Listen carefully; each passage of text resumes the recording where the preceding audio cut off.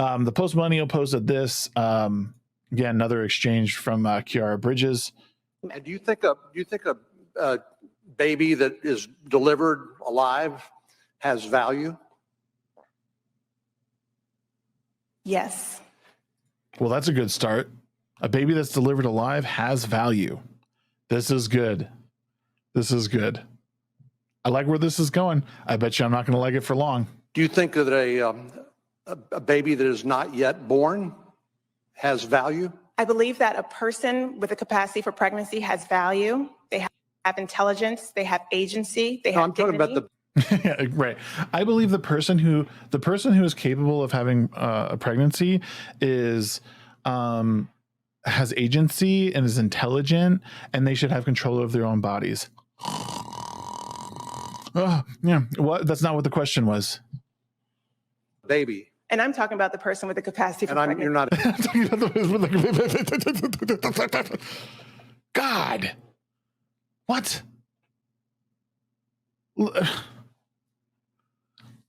We don't care what you're talking about.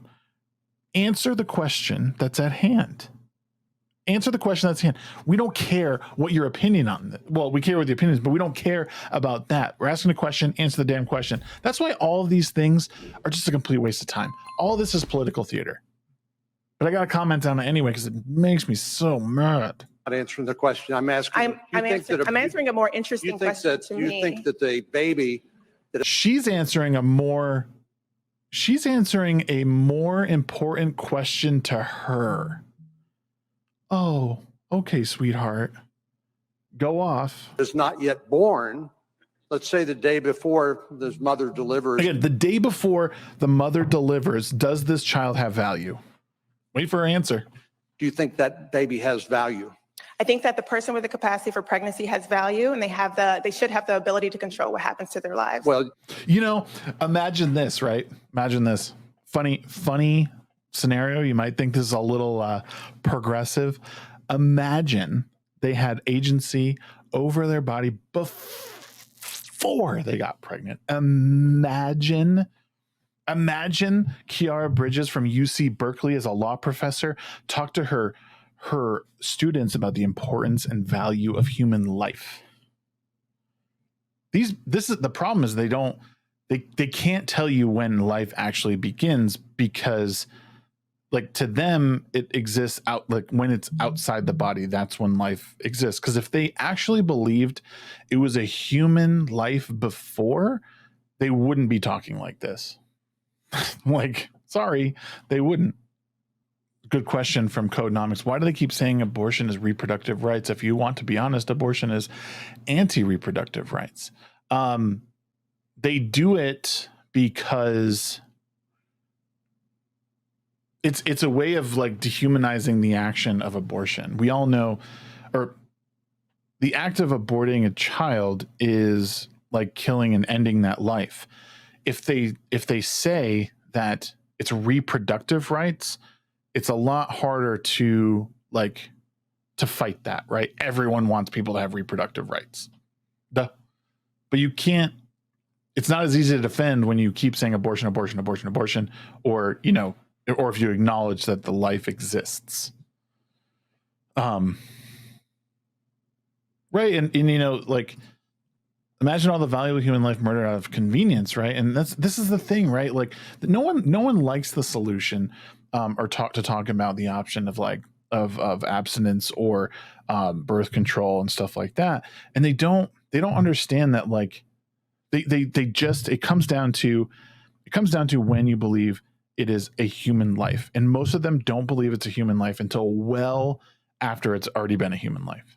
Again, this comes down to where you believe life begins, because if you believe that life begins at conception, or at least very shortly thereafter, it is still a neutral third party that did no wrong. Now, how a child was conceived. Now, this is the contentious point, right? How a child is conceived has no bearing on the value of that life.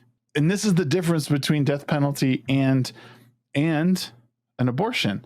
The death penalty is a mixture of several people's morals along with evidence, facts, all that stuff to be considered in order to put that person to death. Do I think it should be used all the time? Absolutely not. But what people are arguing is that one person's morals, the mother, remember the dad doesn't get a choice in this. The dad doesn't get a choice in this. The mother only gets to decide whether or not they get to put a child to death.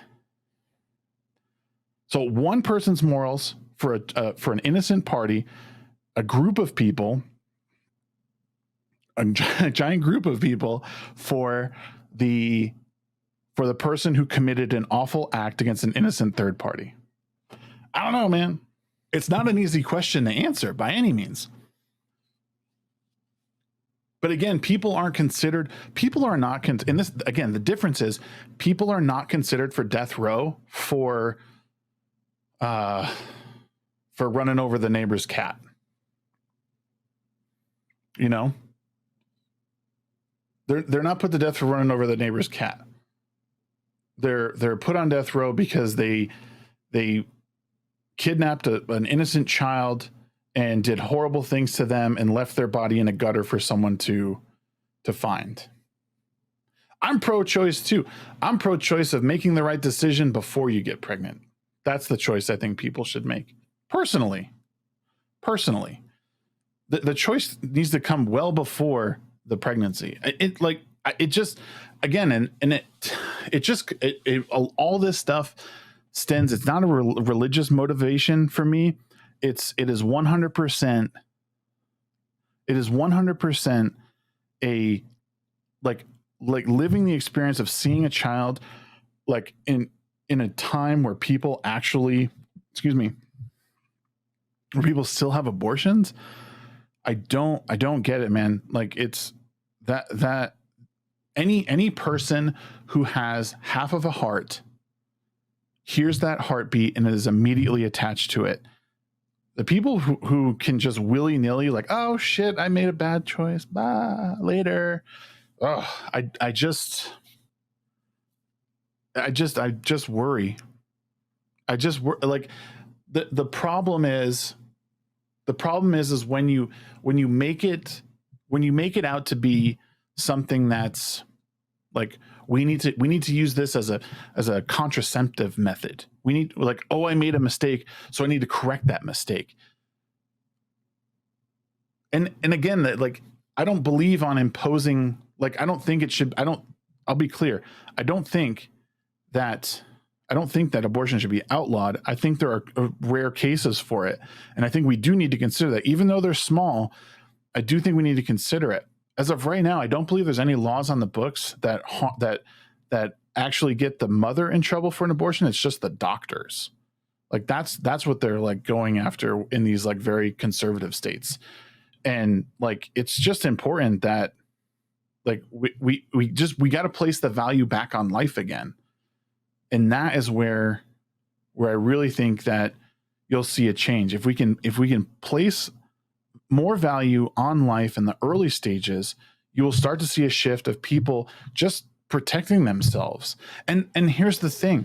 And because if you're able to do that, and this is my opinion, if you're able to do that and give people and have people understand the value of life, even if something does happen early, like 17, 18, 19 years old, they'll be more likely to hold on to that life and either put it up for adoption, or they'll be in a position where you know what, I will raise this child how I can because it is still alive. But that's the thing. I don't know. Like you said, I don't think a child should be made to grow up in a world without the support it should get. But I don't know how. I think that's something that people say, but I think more often than not, they are getting the support they need.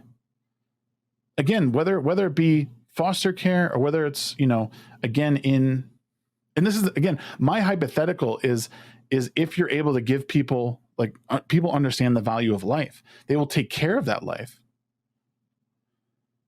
But you shouldn't end a life because it's inconvenient.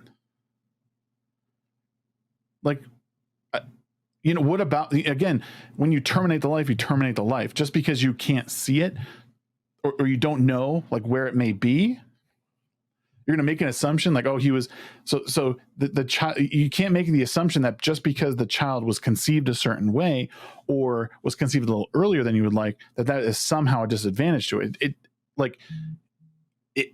You could make it so, I guess, if that's how you're thinking, but there's a lot of social safety nets that can actually, you can maneuver around that. So again, they're not perfect, and I don't advocate for like supporting the state, but like I have been saved by some state programs, like WIC and food stamps and stuff like that. Let's make sure I follow up. That's incorrect in my opinion. A lot of people say they can't be ready for pregnancy, and I think that's wrong. You can be mentally ready for pregnancy. Well, yeah, absolutely. And again, my hypothetical isn't the solution for right now, and it wouldn't be how like something is now. My solution is to, again, place value back in life, in human life again, and you will start to see people understand that they can't, like, there will be support. You will have a stronger family unit. It's really, people don't like this answer because it's not something that you can like write into law. Like, people want a solution that like they can write into law and it would just happen. It isn't going to happen. If you want things to turn around, you have to promote a strong family bond. You have to value human life at all stages, because it still is. You can make really great choices prior to pregnancy, and that's like there are zero things wrong with asking people to consider the problems or the consequences of their action beforehand. Yeah, no, I agree. So don't get me wrong. The state is the actual problem enabling single mothers, in my opinion. Yes. So it does, they reward having multiple children. Again, these are social, these are safety nets. These are not things that you should be living on or depending on to make your life better. They won't make your life better. They're gonna make you dependent on the state. I don't think it's fair to the child to end their life because it might be inconvenient for you. The circumstances of conception, I don't make the value of the life any less. And I'm sorry if people don't like that, but I've witnessed a child born so early. He fit in the palm of my hand. He was 2 pounds. Like, not a religious person, and I prayed so many times that he was okay and would be okay, because like his lungs aren't even fully developed, his eyes aren't fully developed, and people still think that it's that at 20 plus weeks that is acceptable to have to get rid of a child, to dismember the child through the birth canal. It's just awful. It's awful.